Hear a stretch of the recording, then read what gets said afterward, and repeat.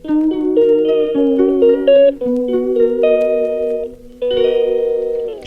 Guys, हर Mahadev, welcome to my channel. तो ये हम आए हैं उज्जैन। उज्जैन आए नहीं है, ये मेरा पहले का व्लॉग है जो रह गया था डलने के लिए। शायद आप लोग भूल गए होंगे लेकिन मैं नहीं भूली।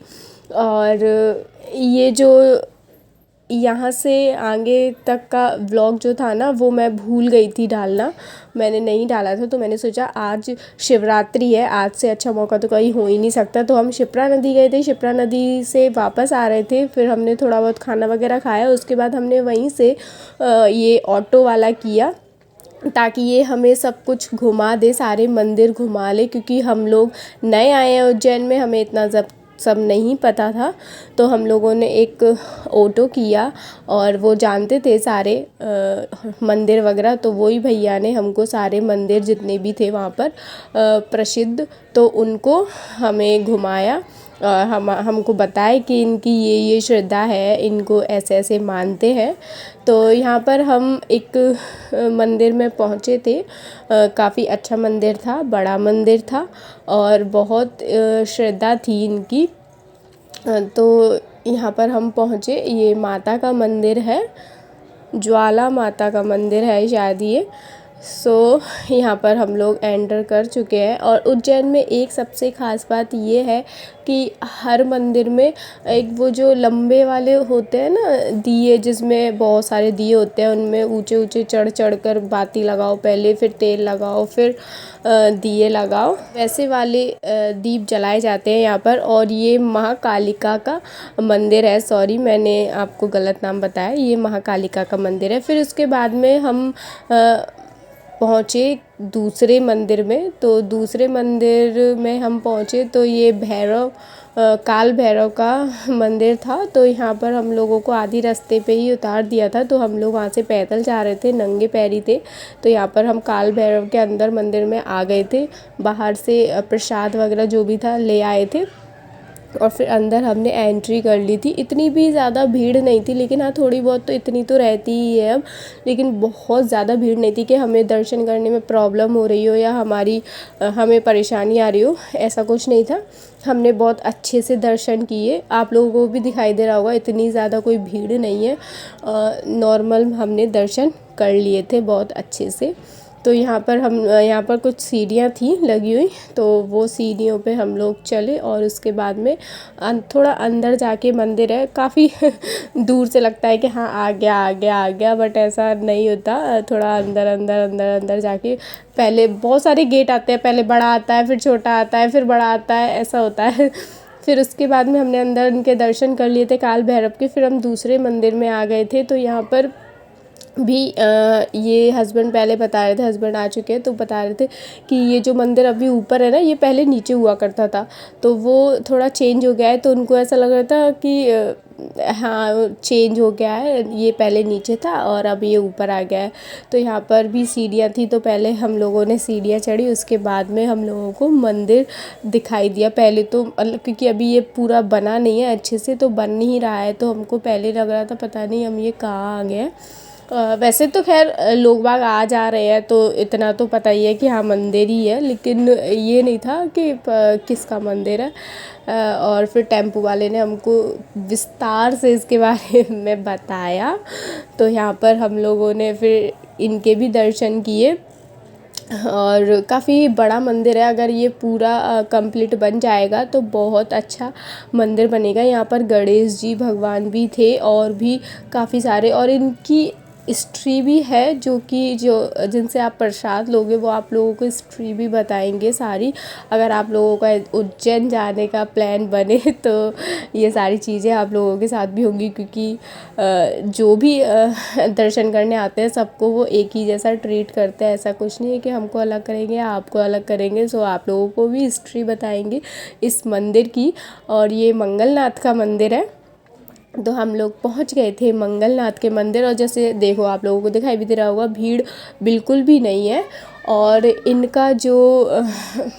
इनकी जो सवारी है वो भेड़ है। मुझे भी ये वहीं जाके पता चली थी। तो इनकी सवारी भेड़ है, तो यहाँ पर इनको भी पूजा जाता है।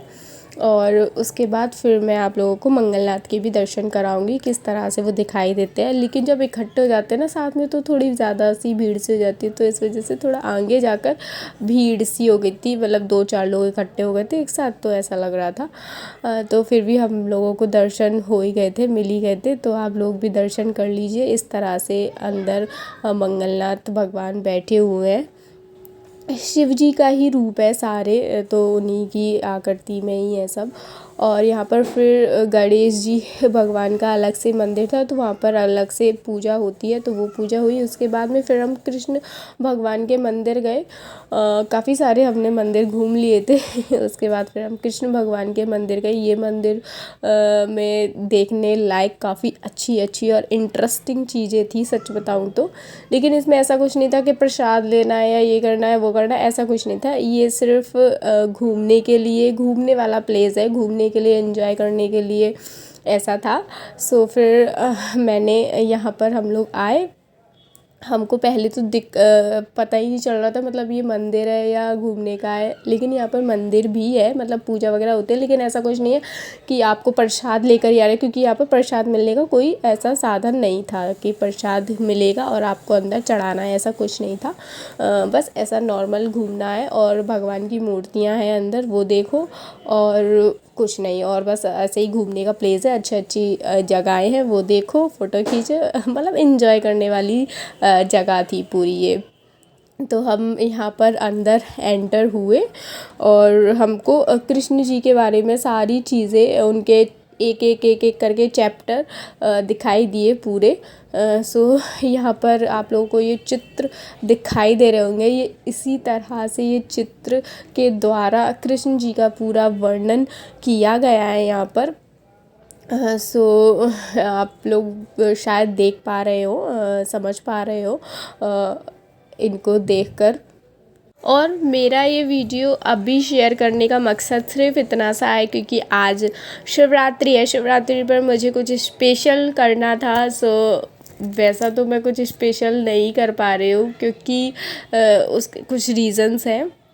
बट मैंने सोचा, मैंने उज्जैन का अभी तक अपना एक ब्लॉग नहीं दिया है। ये जो सारी चीज़ें थी वो नहीं बता पाई मैंने, क्योंकि मैंने शिप्रा नदी के बाद फिर मैंने व्लॉग डाल ही नहीं पाया कोई, क्योंकि मैंने आपको शायद बताया हो कि मेरा कॉपीराइट आ गया था और उसके बाद फिर मुझे नहीं पता चला कि क्या कैसे हुआ। सो फिर मैंने छोड़ ही दिए वो व्लॉग्स बाद में। तो फिर मैंने सोचा चलो मैं आज अपना व्लॉग एडिट करके वो वाला और अब डाल ही देती हूँ। महाशिवरात्रि है तो मेरे लिए भी अच्छा है, और मेरी ये जो उज्जैन की ट्रिप थी वो आज फिर पूरी भी हो जाएगी आप लोगों के साथ में।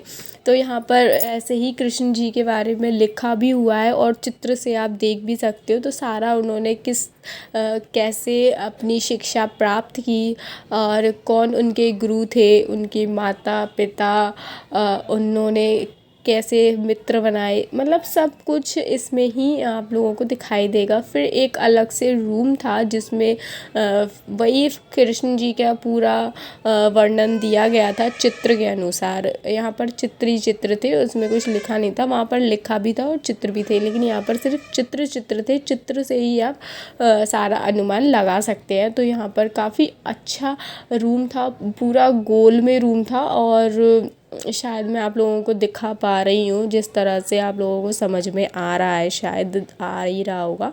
सो इसी तरह से पूरा रूम था, मतलब ऊपर छत पे भी ऐसे ही चित्र लगे हुए थे, नीचे भी ऐसे ही चित्र लगे हुए थे, और ज़मीन पर टाइल्स थी। और बाकी के ऊपर ये देखो, ऊपर छत पे आपको दिखाई दे रहा है फ़ैन भी लगा है और ऐसे चित्र भी बने हुए हैं। सो पूरा ऐसा ही था, तो बहुत ज़्यादा। तो इसी के साथ मेरा उज्जैन का जो ट्रिप था और जो व्लॉग था वो अब पूरी तरह से समाप्त हो चुका है क्योंकि ये वाला व्लॉग नहीं आया था।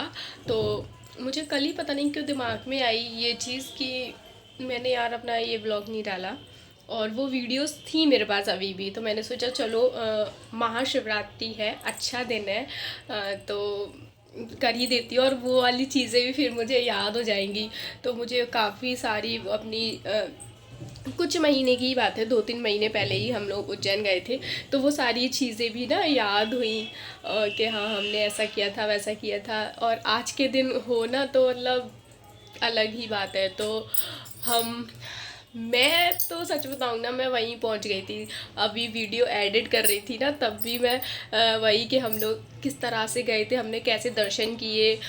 हम काले महाकालेश्वर गए और हमने माता के दर्शन किए, काल भैरव के दर्शन किए। सो वो सारी चीज़ें फिर से मेरे सामने आ गई एकदम से। और आज के दिन ही आई तो मतलब सब कुछ अच्छा ही हुआ।